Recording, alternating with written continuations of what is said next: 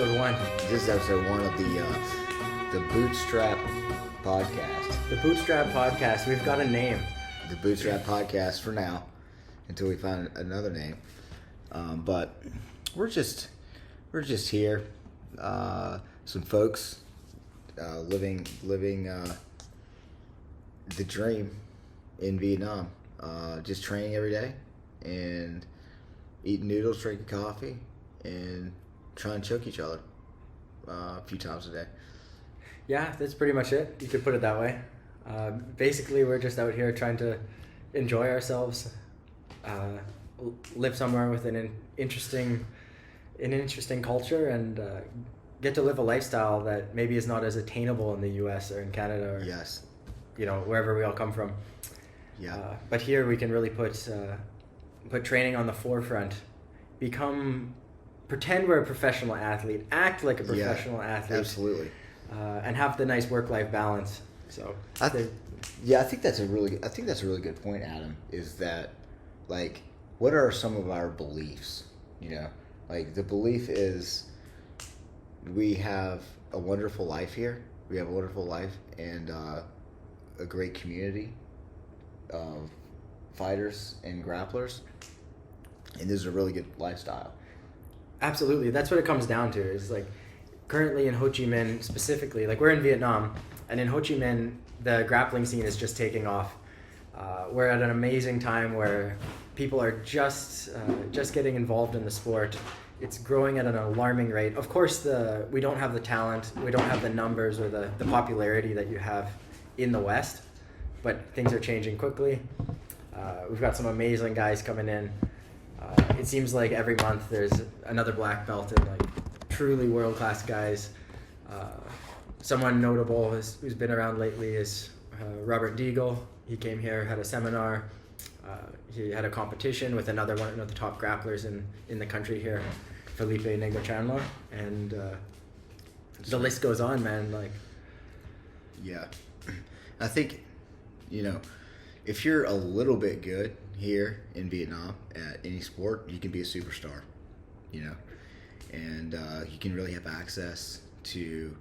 You can get a lot of attention. You can get a lot of exposure. A lot of new brands are coming out. So you can be a coach where you wouldn't be able to be a coach or a high-level competitor, in the United States. Or you probably could in Canada, though. Depends if you live in a province or a territory. You probably could in Canada, but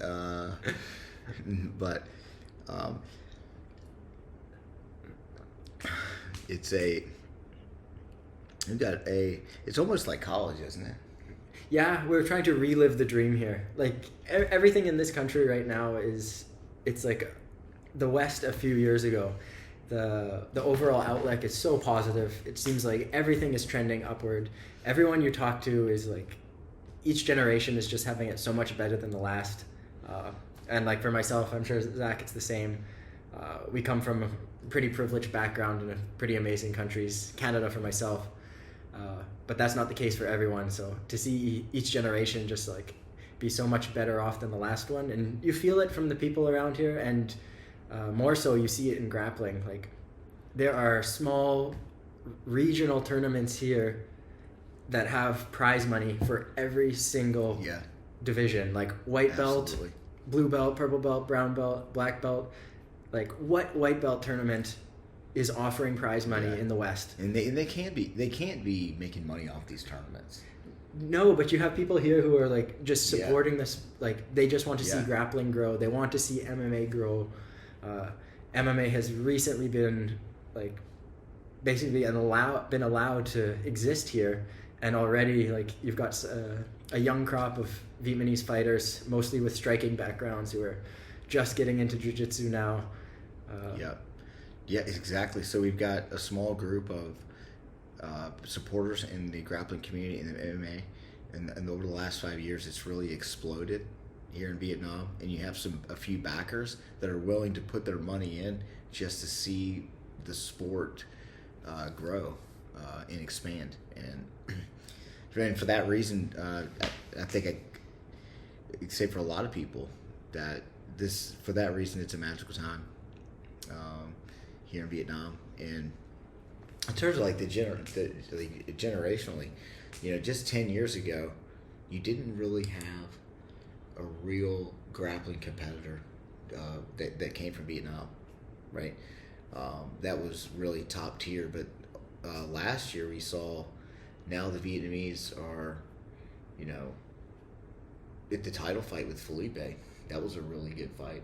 Mm-hmm. That was a really good fight. Yeah, pushed into fourth round. Felipe got the finish. Fourth round. So the fourth round. Before that, I think the longest match with Felipe was 90 seconds. Yeah, but he's upper echelon, just walking through the competition.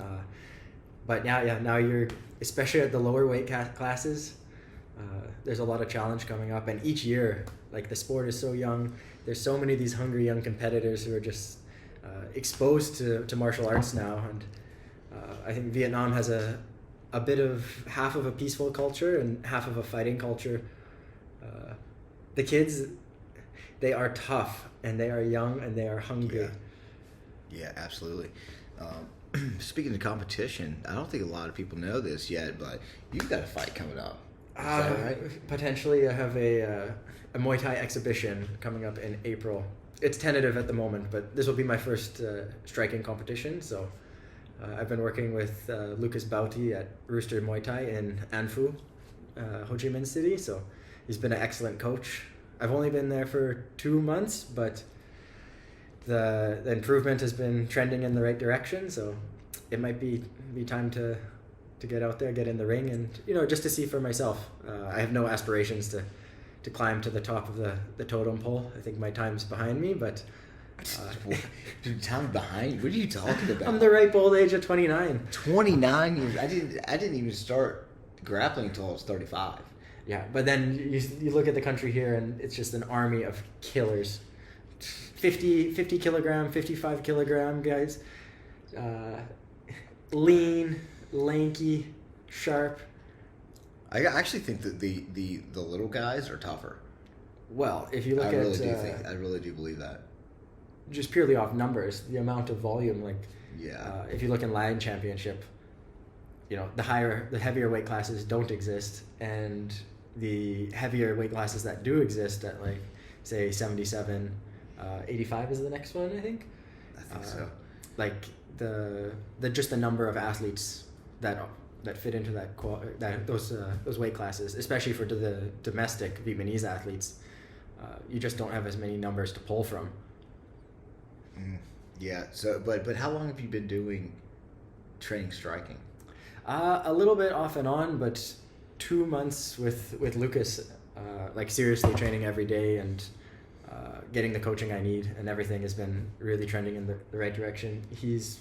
Lucas has been in Vietnam, in Ho Chi Minh, for a couple of years now. He's kind of bounced around, taught at a few different places, and he's been teaching privates out of a small facility, and now he has his own gym, Rooster Muay Thai in An Phu, and he's got a small stable of amateur competitors, and he's building his team every day, including Adam. I don't know if I make the list, stable.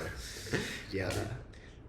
What got you into Muay Thai? What made you want to start striking? Really just I've been grappling for a while, and it seemed like the logical progression. And one of my friends back home, he had been training Muay Thai for a while, and then you kind of see, I watch a lot of MMA as a fan, and you see how the sweet science of boxing is utilized, but it's maybe not the most effective path. So for someone like myself who's interested in self-defense, martial arts, kind of the whole picture, grappling was step one, and I like the way that Muay Thai kind of pulls so many aspects together. You have the clinch, you have the tools, the knees, the elbows that you don't see in other martial arts per se, and there's some killers in that sport. And after training a little bit, Adam's one of them. I don't know about that yet, but after training a little bit, it really changes your perspective on fighting in general. Just coming from the grappling background, and then just thinking about managing distance and where someone is dangerous, and then it has changed everything for me in the clinch, because I've been working with Zac here for a while with wrestling.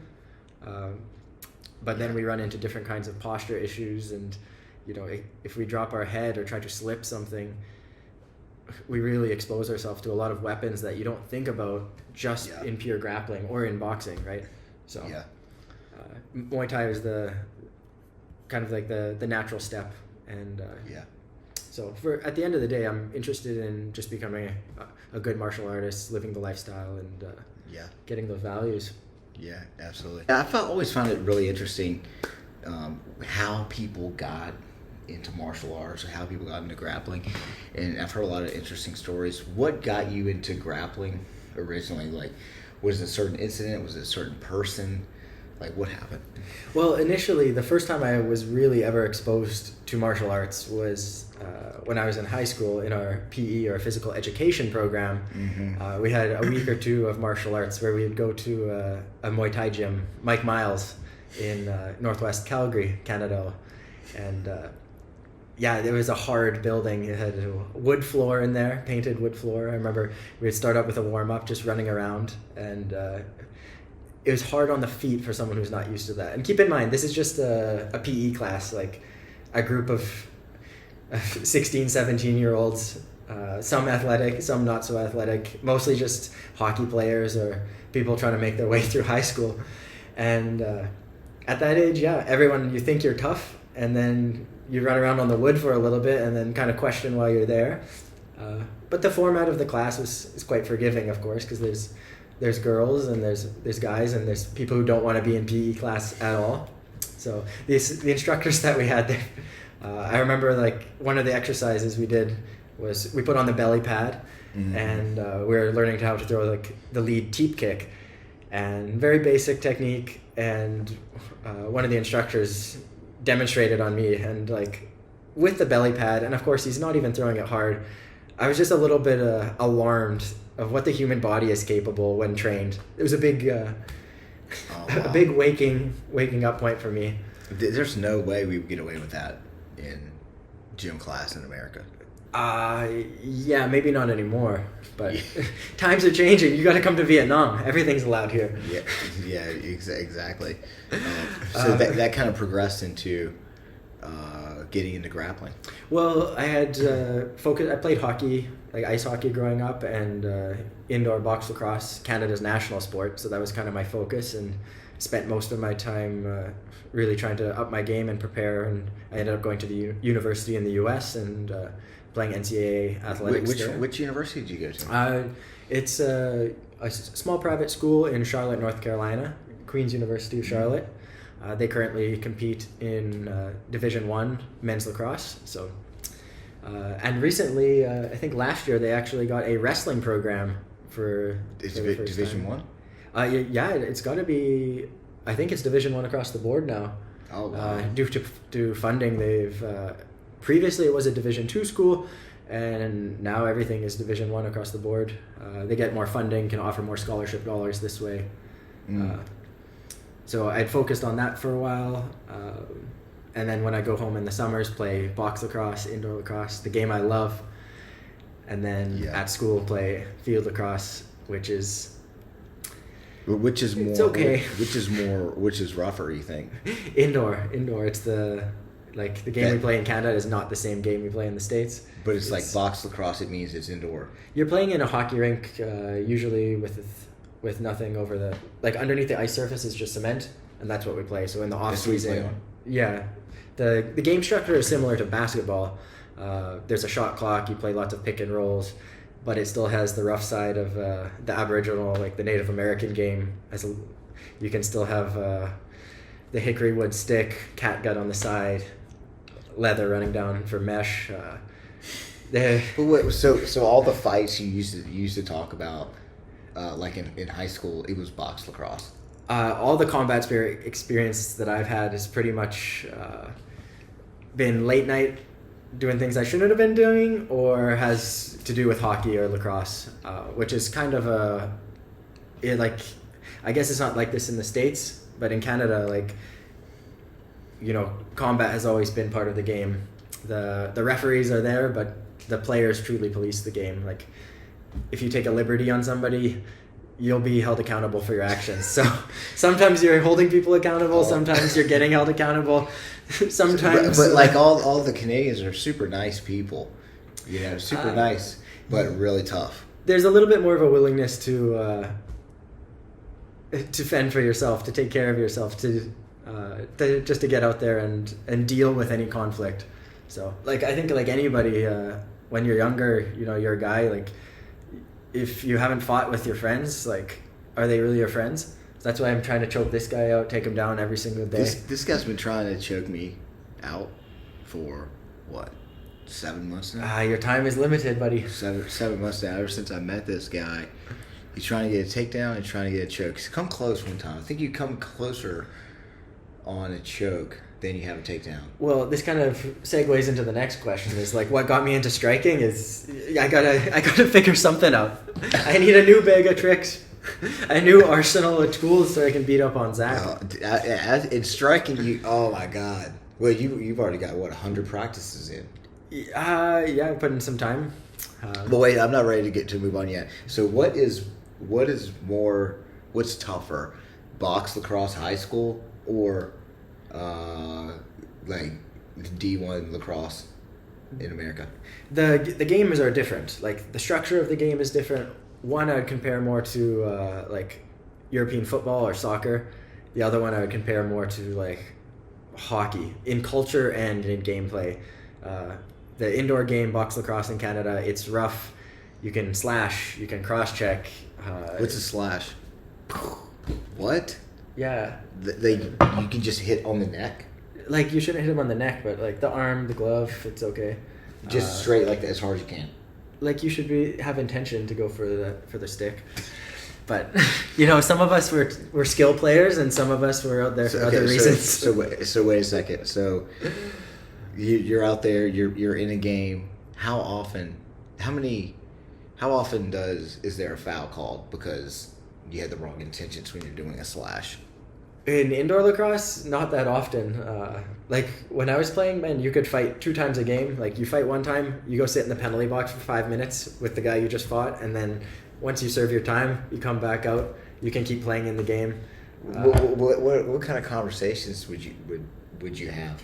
Depends how you feel about the guy. Usually, you know, you're quite exhausted because it's like in that environment, it's just adrenaline filled, like mayhem. You're just trying to inflict damage. He's trying to do the same thing, and then as soon as you go and sit down, you realize how fatigued you are, and you have this big adrenaline dump. Because we're not conditioned for this. We're not training for this. We're training to play a game, and this just happens to be part of it. So you get in the box, and usually they're quite cordial, and sometimes the guy's not happy, but occasionally, like you go in there, and next thing you know, you come back out, and you got to fight him again. I've never had that happen to me, but have you ever been like? Have you ever? Most of the time, do you end on a good note with the guy? I would say most of the time, man. Like, when you see it in MMA now, like, usually at the end of the fight, 2 guys are just happy to have shared the octagon together. Mm-hmm. I think the same goes for any kind of combat sport, whether it's sanctioned or not, is like, you have a little bit more respect for the guy. That plus the exhaustion factor, and then realizing, okay, now I gotta like go get all my gear, because I gotta go hop on defense or like go play the next shift. The game continues, like the show must go on. What's the most amount of fights you've gotten in? In one game? In one game. 2 times. Yeah, usually, 2 times. If you fight 2 times, you'll get ejected after that. They try to keep the fighting to 1 per stoppage. Not a minimum, but not a minimum. Yeah, usually just like 1 per stoppage. What do you mean 1 per stoppage? What does that mean? Like, so say if 2 guys are fighting and then an additional pair start fighting, the second pair will usually get ejected. The idea there is they don't want to have any escalation, because then you have 2 guys are fighting, 4 guys are fighting, 3 guys are just more pairs, okay. And this is when things get out of hand. Okay. So what's the maximum amount of people that's acceptable in a fight? Well, if you're talking line brawl, we're talking 5-on-5 and 2 goalies going at it. And it's okay? Only the first fight won't get ejected. The other 8 guys would probably get kicked out. Until the next game. Has there been so many people kicked out because of fighting that the game couldn't go on? There's not enough players? Not when I'm playing, or like not in my experience. But things are changing now. Like the game's not what it used to be. My last year of junior, which is like age 16 to 21, this was kind of like the end of the golden era. Now there's more incentive, more penalties. The league has come forward and tried to like kind of tamper this side of the game. I think the same thing is happening in hockey as well. They're trying to turn it more into a skill sport. They're putting value on speed, on stick skills, on some of these things that not all of us are born with. We don't have these attributes, so we need to play the game a little bit differently. Yeah. So would you say that when you're in a grappling match, it's not really that? No, you don't. Personally, I don't feel that at all. I haven't really competed that much, just a couple times in the gi, and which is a bit frustrating for other reasons. Just really feeling like tied up and limited. And then in no-gi, it's quite enjoyable. Like, yeah, it's like, I guess it's a combat sport, but you're not necessarily trying to inflict damage on your opponent. Like, ideally you can finish them, but you can do it with a clean submission, and both guys can walk out of there. It's the intention to inflict damage and really want to like hurt somebody. I would say, like in sports like hockey and lacrosse, in this golden era, it's like you're fighting for 2 reasons, well, maybe 3 reasons. You love it, you're bored, maybe there's more reasons. Yeah, you love it, you're bored, coach told you to, you're maybe protecting one of your more skilled teammates, or like you've just had it out with a guy, and for some reason you don't like each other. And do you ever have those days where you're like, man, I can't wait to practice?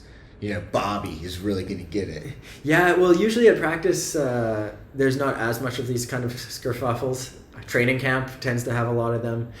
Practice altercation happens, and this is something that was really eye-opening when I got to the States, is like all of a sudden if 2 guys, like, because we have a 45-man roster on my field lacrosse team in the US, and like of course you've got tension, you've got guys going to class together, guys fighting over girls, so there's like all this emotion, a bunch of dudes, and what happens is like there's like you just have this incredible amount of tension and no release, because at some point like these guys just need to duke it out and see what happens, but I guess it's not culturally acceptable, whereas in Canada back home, like in the sports environment, like if that's you have an altercation with somebody, like that's how you make the team, but that's also like how you settle something with your buddy, and then like after that, you guys wear the same jersey, so come game day on Saturday, everything is sorted. Now you've got his back, he's got your back. Wow. But to progress with your question about how I got into grappling is so kind of focused on athletics with lacrosse, playing in the winter in college, and then in summer playing the game I love, box lacrosse in Canada.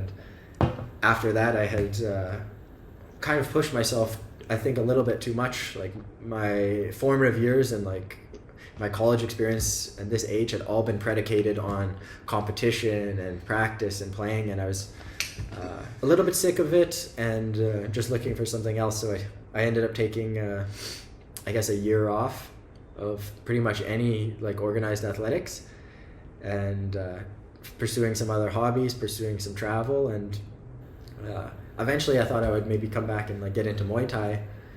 But when I was living in Guangzhou in China, a colleague of mine who actually is an Egyptian Canadian fellow, shout out to Ziad, he invited me to go out and try some jiu-jitsu, which I was like, I had been watching UFC at the time, but I didn't really understand what it was all about, and I got the opportunity to train in a very close environment with pretty much him and Jean-Louis.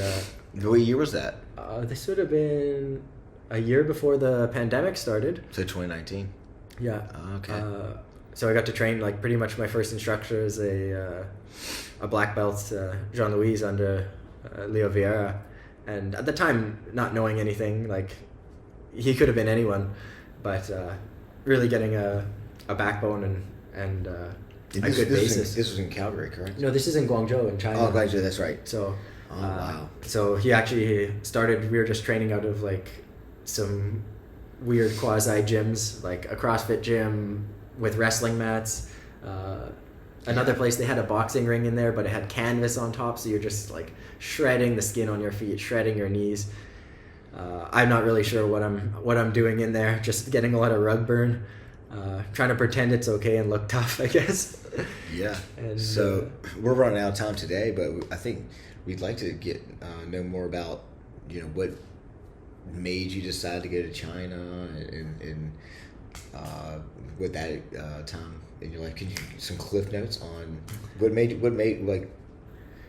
Well, I had been living in the States for 4 years with my partner, and she wasn't really ready to come and experience the Canadian winter full time. And at that time, I wasn't sure if I wanted to go live in the U.S. So we were looking for an opportunity where we could go and live together. So I had talked to some friends and met some incredible people who had been spending some time over in the Middle Kingdom, and they had some good things to say, some bad things to say, but yeah, we ended up moving in together and going to live in Guangzhou and teaching some young learners there, teaching them the English with the Canadian accent, I guess, and I got into grappling there and haven't looked back since.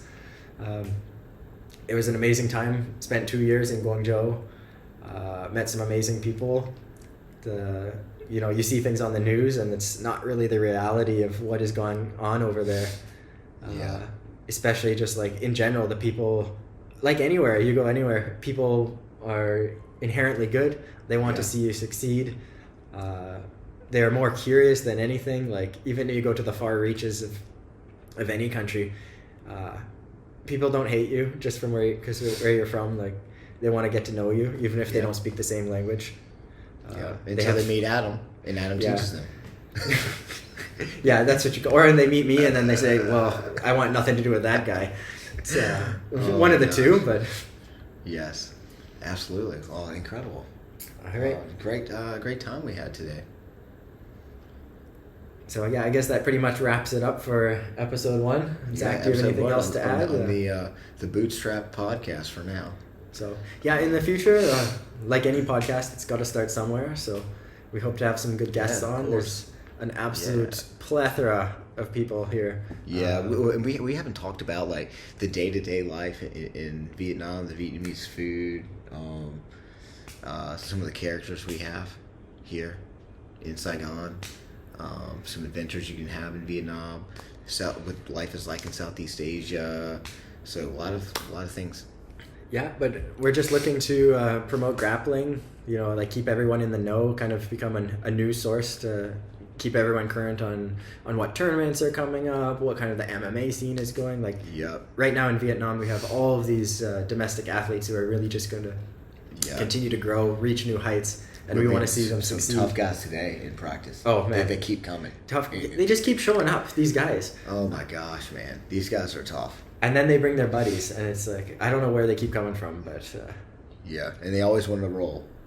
Yeah. They always want to roll, and you're like, man, oh, man. There's no rest days. That's for sure. Rest days. All right, guys. Hey, guys, thank you so much for tuning in today, and we'll catch you next week. Cheers. Dude, this is awesome. Oh, my God. This is so good, man. We could be like...